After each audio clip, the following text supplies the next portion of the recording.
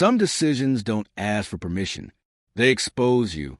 Before you can explain yourself, before logic assembles its defense, something has already moved.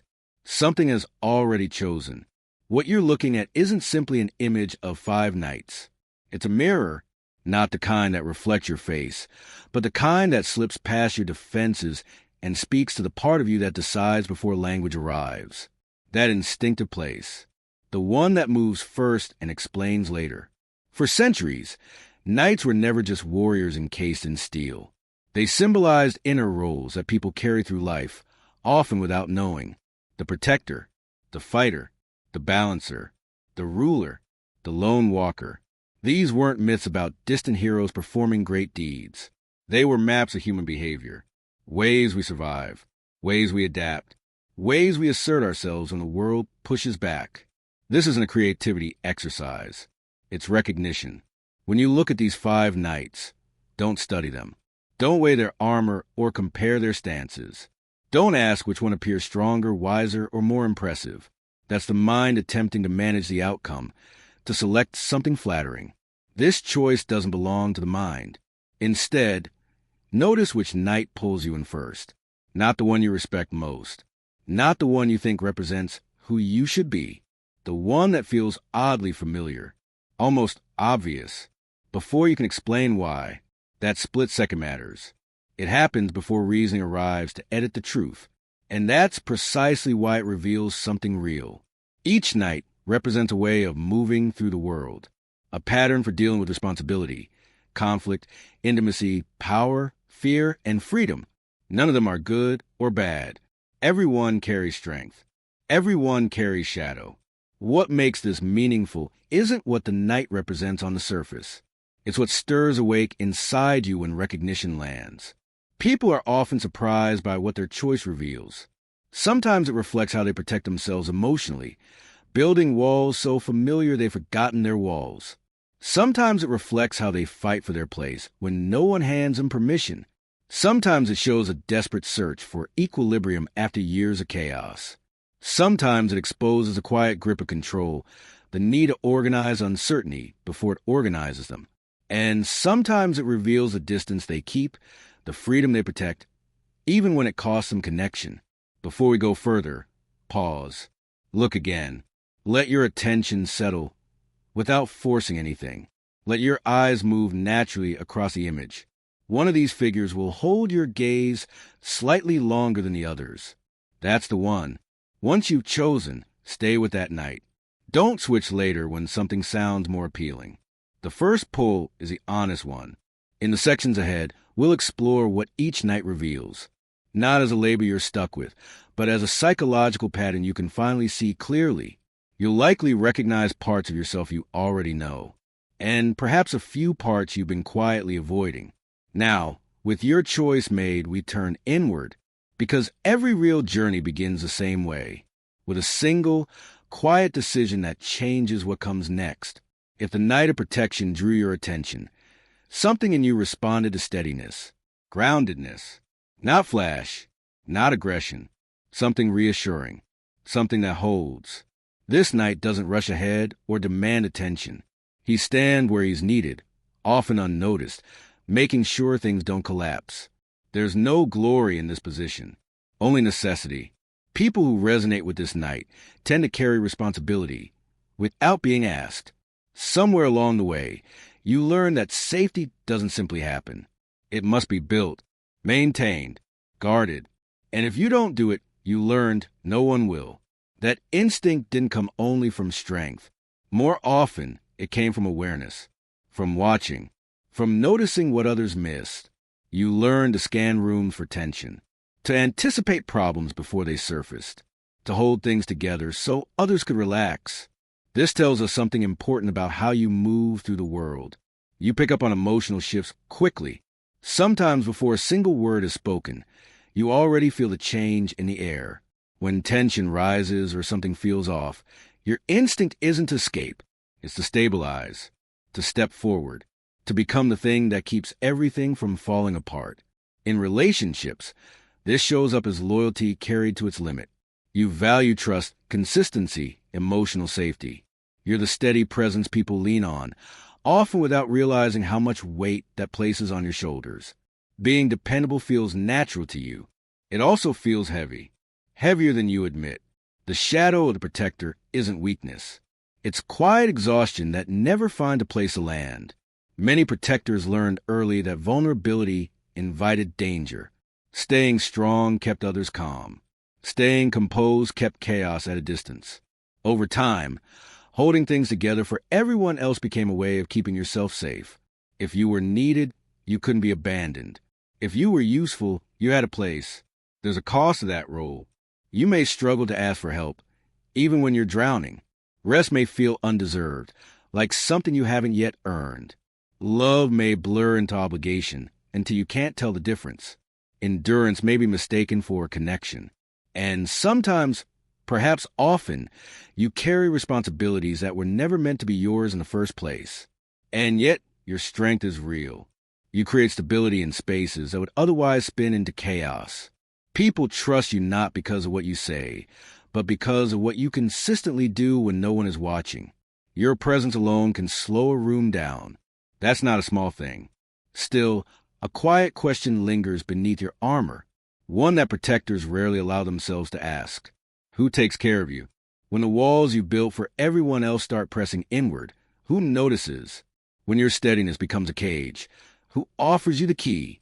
As we move forward, the next night stands in sharp contrast to this patient vigilance. Where the protector holds ground, this one advances. Where you endure, this one burns. Where you guard, this one challenges. That contrast matters, because understanding yourself isn't about locking into one role forever. It's about noticing which role has been leading your life and asking whether it still serves who you're becoming. Now we turn to the knight who doesn't shield himself in the world but meets it head-on, sometimes before he's ready, sometimes before it's wise. If your attention went to the night of fire, something inside you responds to movement, intensity, direction. This isn't the energy of waiting or watching. It's the energy of action, of forward motion, of testing every limit placed in your path. Where the protector holds a line, the warrior presses through it. People who resonate with this knight often feel an internal pressure to prove something, not always to others. Sometimes the person demanding proof is you.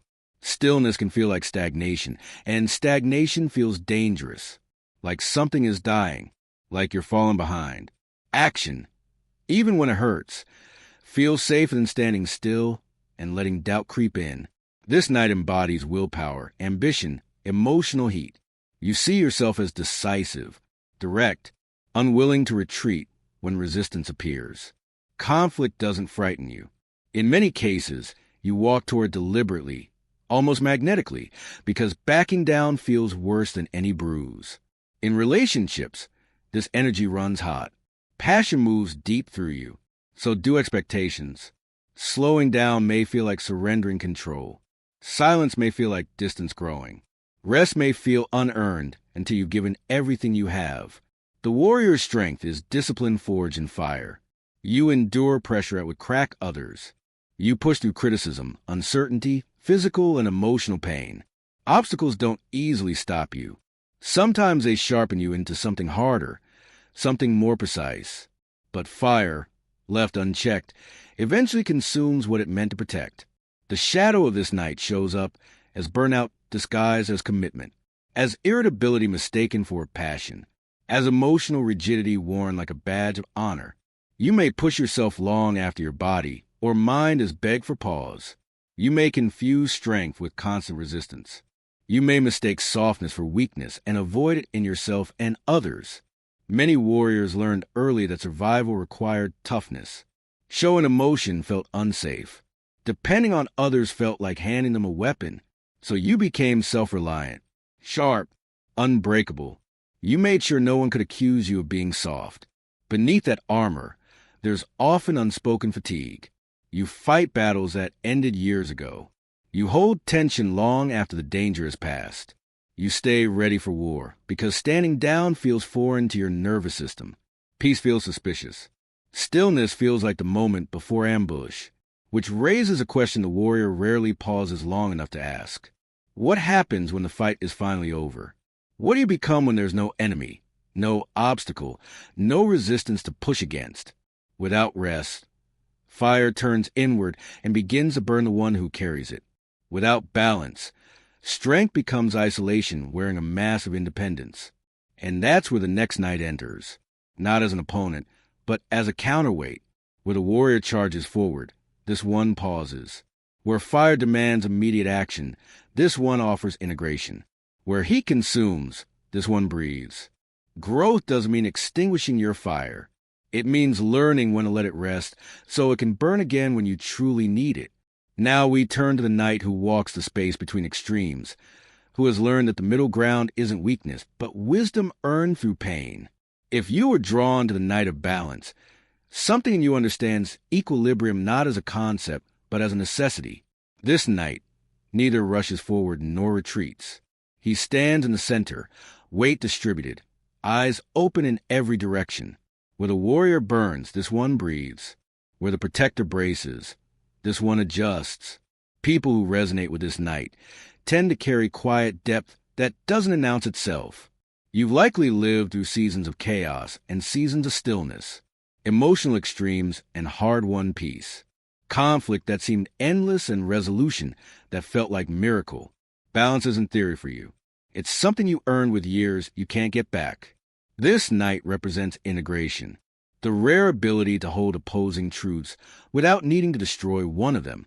You understand that strength and tenderness can exist in the same breath, that action and rest are not enemies fighting for dominance, that life rarely fits into clean categories no matter how badly the mind wants it to. In relationships, this often shows up as emotional intelligence that others lean on without realizing. You listen before reacting. You sense when patience will accomplish more than force ever could. People come to you for perspective because your presence feels like solid ground. Your greatest strength is awareness that doesn't flinch. You can step back from your emotions without pretending they don't exist. You observe patterns in yourself and others instead of getting lost inside them. You choose response over reaction. That's rarer than you know. But balance carries its own shadow and it hides well. Sometimes calm becomes avoidance, wearing a peaceful mask. In the effort to keep things steady, you may delay conversations that need to happen now. You may tolerate situations that drain you, telling yourself they'll resolve on their own if you're patient enough. Endurance can disguise itself as wisdom when really it's fear of disruption. The knight of balance often learned peace the hard way. Chaos showed you exactly what extremes cost. So you built inner stability as protection against ever feeling that unmoored again. But life doesn't stay still just because you found your footing. Growth sometimes demands disruption. Not every imbalance can be gently corrected. Some must be faced directly, and that can feel deeply threatening to someone who has worked so hard for harmony. Here's the quiet question this knight carries beneath his composure. Are you truly balanced, or are you holding back? That distinction matters more than it appears. Balance isn't the absence of movement. It's the ability to move fully, without losing yourself. Sometimes balance means choosing a side. Sometimes it means letting things fall apart, so something better can form. As we continue, the next night emerges from a different place entirely. Where balance seeks integration, this one demands structure. Where calm observes the chaos, this one commands it into order. This knight doesn't ask how to coexist with uncertainty. He organizes it until it obeys. And that shift matters. Because when balance no longer feels like enough, when the world refuses to settle despite your patience, the urge for control often follows. Not as corruption, as survival. Now we turn to the knight who builds order in uncertain worlds, who rules not from hunger for power, but from understanding that someone must. If you were drawn to the knight of power, you likely understand a way to command. You've seen what happens when no one takes responsibility. You know how quickly things collapse without direction. This knight doesn't chase chaos for the thrill of conquest. He contains it because the alternative is unacceptable. People who resonate with this figure tend to feel safest when their environment is organized, predictable, under their influence. Not because dominance feels good, because disorder feels dangerous in a way others don't seem to understand. Control becomes the architecture of survival. This knight represents leadership, strategy, earned authority. You probably think several moves ahead, anticipate consequences others miss, and prefer clarity over comfortable ambiguity. Logic feels more reliable than emotion. Systems feel safer than spontaneity. When you build something, it lasts. In relationships, this often manifests as responsibility others depend on without acknowledging. You step forward when everyone else hesitates. You provide structure when things feel chaotic. You become the anchor point that keeps people from drifting into disaster. But power extracts its price in currency you can't always see. The shadow of this night appears as emotional distance that grows so gradually you mistake it for maturity. When control becomes your armor, vulnerability starts to feel reckless. Depending on anyone feels like handing them the ability to disappoint you. Trusting emotions, yours or anyone else's, feels like building on sand. Many who carry this night didn't choose authority. It was handed to them before they were ready, or they picked it up because no one else would. Early on, they learned that waiting for others meant waiting forever. Over time, strength became synonymous with independence. Needing no one became the highest achievement, and ruling is lonely in ways that don't photograph well. When you're always deciding, always supporting, always holding the structure together, there's little space left for someone to hold you. Relaxing feels irresponsible. Letting go feels like inviting collapse. Trust feels like a luxury for people with simpler lives. Yet your strength is undeniable. You bring clarity to situations that paralyze others. You create systems that function long after emotions have settled. You build order that allows other people to thrive without ever knowing who made it possible. Still, a question surfaces here. One that power alone cannot answer no matter how much you accumulate. Who are you in control is no longer required. What remains when the kingdom runs itself? When no one needs your decisions? When structure is complete and there's nothing left to organize? Because life cannot be fully managed. Some truths resist every system. Some experiences only emerge when your grip finally loosens, and control held too tightly eventually strangles the thing it meant to protect. That's where the final night enters, not as opposition, but as necessary contrast. Where the ruler draws boundaries, this one dissolves them. Where power seeks certainty, this one makes peace with mystery. Authority without freedom becomes a prison with a crown. Order without meaning becomes a machine that forgot why it was built. Now we turn to the knight who steps away from control altogether, who trades command for something harder to name. When structure loosens, something quieter begins to speak. Something that was waiting. If you were drawn to the night of mystery, you're likely guided less by rules and more by inner truth that doesn't explain itself. This knight doesn't defend territories or command armies. He listens to frequencies others have forgotten exist. Where the ruler builds walls, the wanderer moves beyond them. Where power demands answers, the wanderer sits comfortably with questions. This knight represents freedom, intuition, depths that don't translate easily into words. You may recognize yourself as someone who values independence not as rebellion, but as authenticity. You navigate life through internal signals rather than external expectations. When the crowd moves one direction, something in you asks why before following. People drawn to this night often feel different even when surrounded by others. Solitude doesn't frighten you. It restores something that crowds deplete. Silence feels meaningful rather than empty. You sense that not everything important can be measured, explained, or controlled, and you've stopped apologizing for knowing that. In relationships, this makes you deeply perceptive. You notice what others miss. You feel undercurrents before they surface. But this same depth can create distance.